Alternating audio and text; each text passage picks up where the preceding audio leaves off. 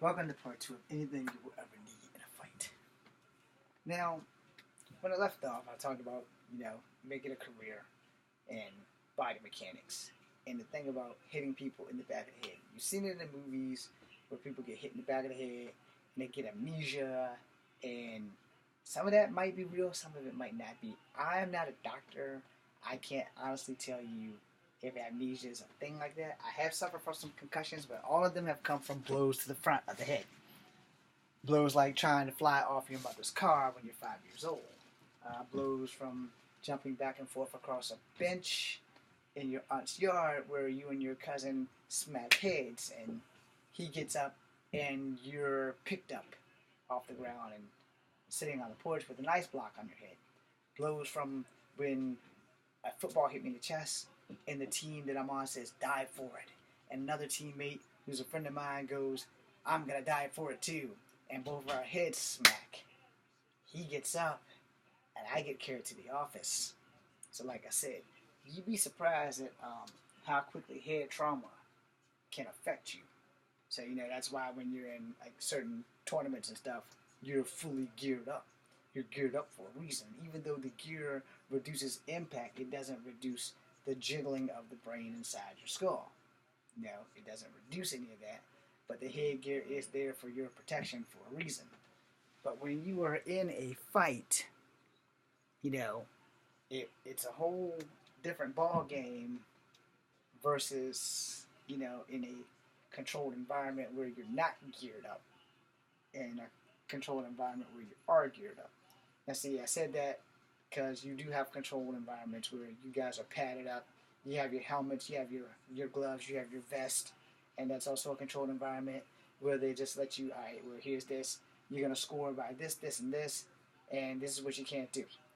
And then when you're in a controlled environment where you're not geared up and the only thing you have on is your gloves, but that would be mostly UFC, so you're going to be able to do whatever you need to do with that.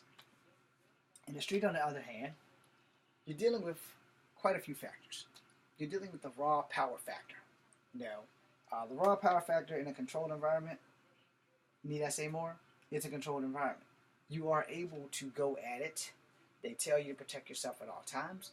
And 9 times out of 10, you find a way of that in between hitting your opponent with everything you got or concentrating on the win.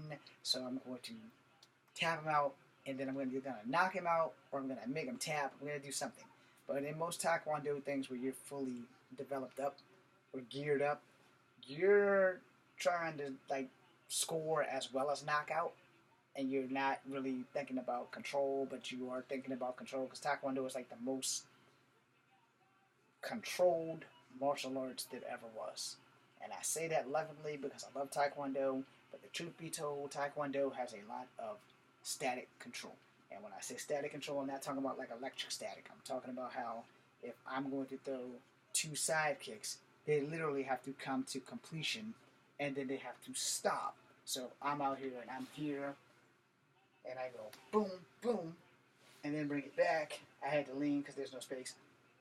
It's going to do that. And so if I want to do 3, it's going to go left, right, and then straight up. My control factor is that I need to be able to hold that leg in that position until the fight's done. Now, in the streets, that's not convenient for you at all. Because if you go against an ace, or you go against somebody who has little martial arts skills, or versus you go against somebody who has a lot of martial arts skills, that double kick, snap, and hold it up thing, what if you miss? Or what if that person block, and catch? You have to run all these scenarios through your head because the simple fact in real life, a fight is a fight. And it doesn't hurt for you to not be able to fight. If you can't fight, you're in deep shit. And I haven't been in a fight in a while, but I can still fight. It's not like I don't forgot how to fight, But it also depends on the situation. When you have everything you need, first thing you need is skills. Second thing you need is the confidence to use your skills. The third thing you need is an extra strategy. Because if you both are really good, you're either going to fight until one of y'all get tired or one of y'all get knocked out, or until y'all both conveniently say, hey, look, man, we can't do this all day. Neither one of us really wants to be in pain, and no one really wants to get their ass kicked. So let's just call it even and walk away. If things were like that inconveniently in real life, that would be great. It doesn't work like that in real life. You guys are going to fight. It's just that simple. You're going to fight until somebody's pride gets off or somebody gets knocked the fuck out. No, it's just that simple. And you're going to keep fighting. And you're not going to stop fighting until somebody's going to sleep. Now, as I said on the other video about the kid that mapped the guy in the back and the guy died in less than like a week. The reason why I brought that up is because as a fighter, first and foremost, this guy who skipped up behind the guy and tagged him in the back of the head, he didn't have malice. You know, he didn't really know that he was going to kill the guy, you know. But at the same time, he knew that he probably shouldn't have done that, you know. But he just didn't give a damn, which was the problem. He just didn't give a damn. And when you're dealing with somebody who just doesn't give a damn, those things kind of happen. This is why the kid got manslaughter instead of murder. He did not intentionally try to kill the man, but he didn't know his own strength. And that happens a lot in fights. A lot of people don't know their own strength, which is again why when you're in a fight, you have everything you need. You just need to know how to use what you have. And this is where shit get complicated. If you're a boxer, you know, not professionally, but you've been training in boxing since you were a toddler, like you see these kids on Facebook or Instagram, you see them boxing, boom, boom, boom, boom, boom, boom, boom, boom, and they got their dad as their coach, and he's got them around, and he's got the little pads, and the little girl too. You know, you've been trained for combat. You know how to handle yourself. So you don't want to really get out there in the open and get to fighting because you know your second nature is going to kick in. And by that, I mean everything that you've learned is going to be clockwork. It's not going to stop. It's going to... And you're going to do that because that's what you've been trained to do since you were this big. It's all you know. It's all you'll ever do. That's why when you see a lot of things that I've done in past movies, I've always did the same sequence attacks. They're always going to look the same because second nature has done that, and I can't cut it off. So if you watched my video the other night on here where I rolled the ankle, it's the same shit. If you look at the other video, it's the same shit. But I will say that I switched legs because now my base leg is almost practically useless. And then you have to understand how your body works. My left-legged tornado kick looks way better than my right-legged tornado kick. And it could just be me being a really bad critic, but it's how I feel when I throw this left-legged tornado kick, when I do my sequence, when I'm going left front kick, spinning right back kick, and then right into a tornado kick. Because that's how I was trained to do it, so that's how I done it. And the funny thing I was actually trained to do it on the right side. So I had to train my left side to merge my right side. And the reason why I tell you this is because everything that you do with your left, you need to be able to do with your right. And if you train your on-dominant side more than you train your dominant side will catch up.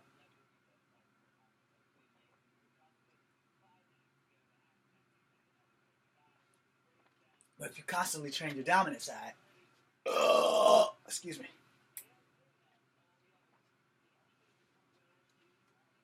If you constantly train your dominant side, your non-dominant side will not catch up.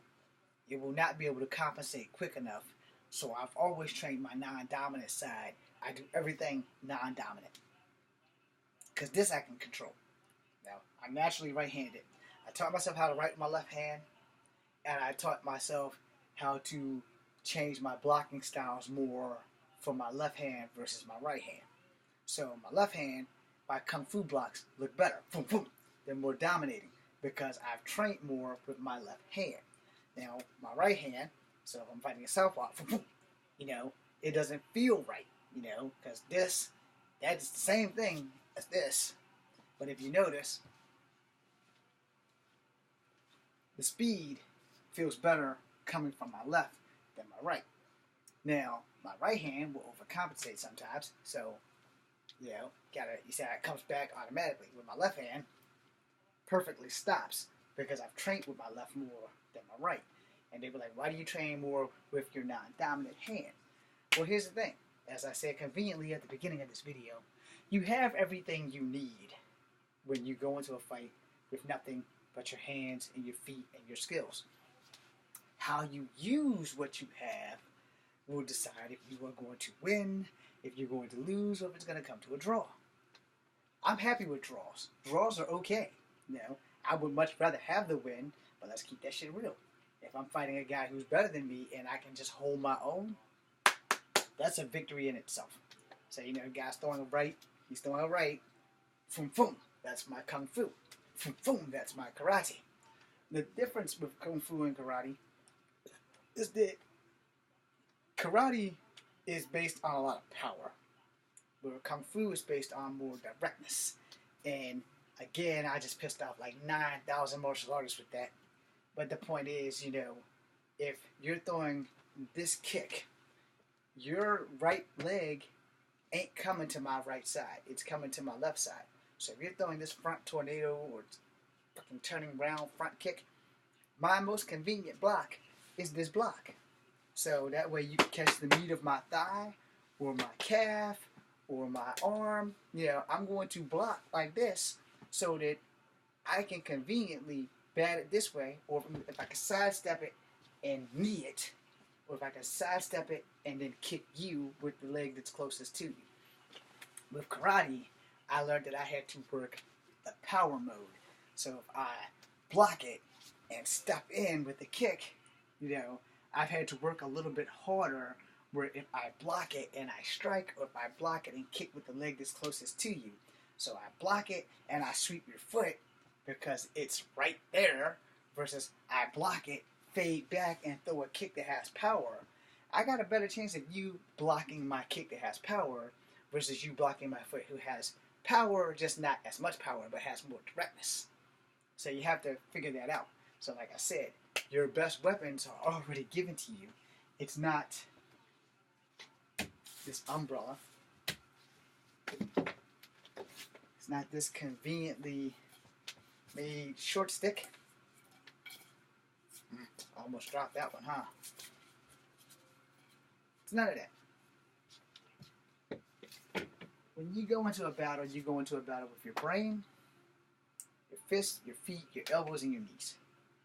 Now, unless that jerk that you're about to fight has a weapon, and it's a weapons fight, and you don't have a weapon, then you need to be the weapon. And that's the part where people don't understand. So before I end this video, I want to make abundantly one thing clear.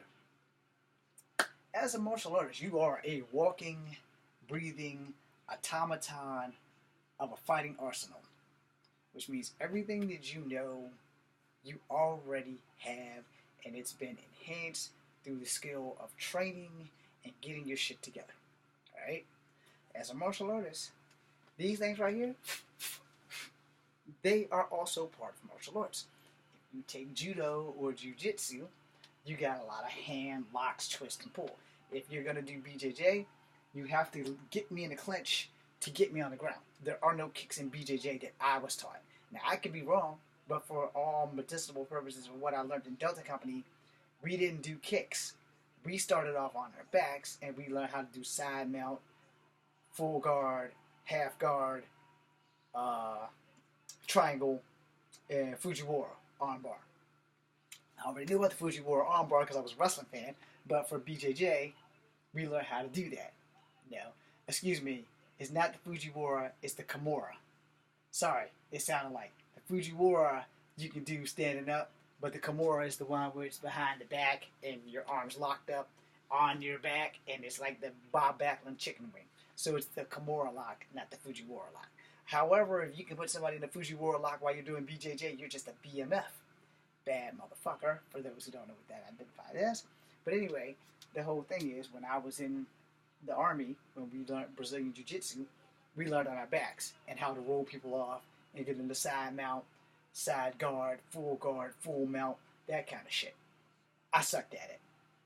So, I conveniently said to myself, I'm just not gonna let anybody get me down.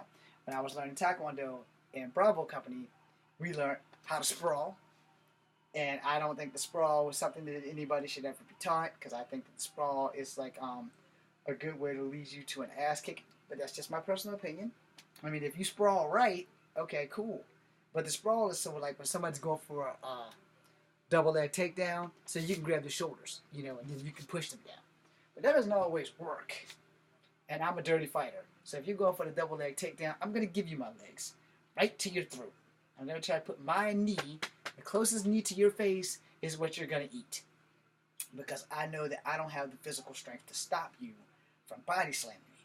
But I have the physical thought of mine that, okay, I know I'm going to be taken down, so let's see how I can be taken down and conveniently hurt this person to keep them from hurting me. Because, see, there are more than one type of fighter. If you're MMA, you're gold. And I'm going to tell you why I said that in a minute. I am not MMA. I have learned multiple martial arts and I have combined them, but I do not consider myself an MMA fighter. I do know multiple martial arts.